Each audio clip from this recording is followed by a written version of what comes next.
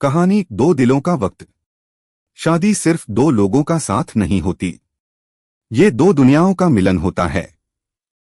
लेकिन इस मिलन की सबसे बड़ी परीक्षा होती है वक्त और जिम्मेदारी। अर्जुन और साक्षी की नई नई शादी हुई थी। शादी के बाद सब कुछ नया था, नया रिश्ता, नए सपने, नई उम्मीदें। साक्षी रोज सचकर इंतजार करती, सोचती अब तो हर पल बस साथ में गुजरेगा। लेकिन अर्जुन के लिए शादी के साथ नई जिम्मेदारियां भी आ गईं। घर चलाना, ईएमआई चुकाना, ऑफिस का काम संभालना। सुबह अर्जुन भागता भागता ऑफिस जाता, शाम को थका हारा लौटता। साक्षी बोलती, थोड़ा बैठकर बात करो। लेकिन अर्जुन के होठों पर बस एक जवाब होता, बहुत थक गया हूं, कल बात करेंगे। धीरे धीरे कल हर दिन आने लगा, और दोनों के बीच की दूरी भी। साक्षी सोचती, क्या शादी का मतलब यही है?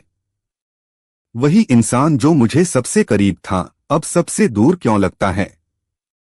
अर्जुन सोचता, मैं इतना मेहनत इसलिए तो कर रहा हूं कि उसे खुश रख सकूं, फिर क्यों वो समझ नहीं पा रही?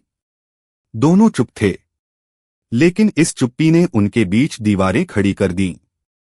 एक दिन साक्षी ने अर्जुन से धीरे से कहा, तुम मुझे महलों का सुख मत दो, बस एक कप चाय पीते हुए मेरा हाल पूछ लिया करो। मुझे महंगी चीजें नहीं चाहिए, मुझे तुम्हारा वक्त चाहिए।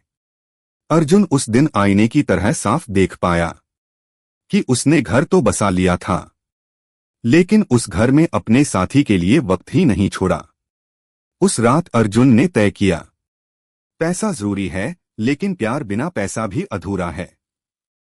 अगले दिन से उसने अपने शेड्यूल में बदलाव किया। सुबह ऑफिस जाने से पहले साक्षी के साथ नाश्ता करने लगा। रात को देर तक मोबाइल चलाने के बजाय साक्षी से बातें करने लगा। कभी कभी काम से छुट्टी लेकर उसे फिल्म दिखाने ले जाता। और सबसे अहम, वह साक्षी की छोटी छोटी बातों को सुनने लगा। धीरे धीरे दोनों के बीच फिर से मुस्कान लौट आई। साक्षी ने कहा, अब समझ आया, शादी दो लोगों की साझेदारी है। पैसा कमाया जा सकता है, लेकिन खोया हुआ वक्त कभी वापस नहीं आता। अर्जुन मुस्कुराया और बोला, मैंने सीखा है कि पति पत्नी का रिश्ता गाड़ी के दो पहियों जैसा है।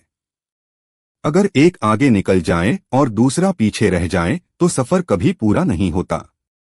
नई शादी में सबसे बड़ी चुनौती पैसा नहीं, वक्त है। घर सिर्फ दीवारों से नहीं, बल्कि साझा पलों से बनता है।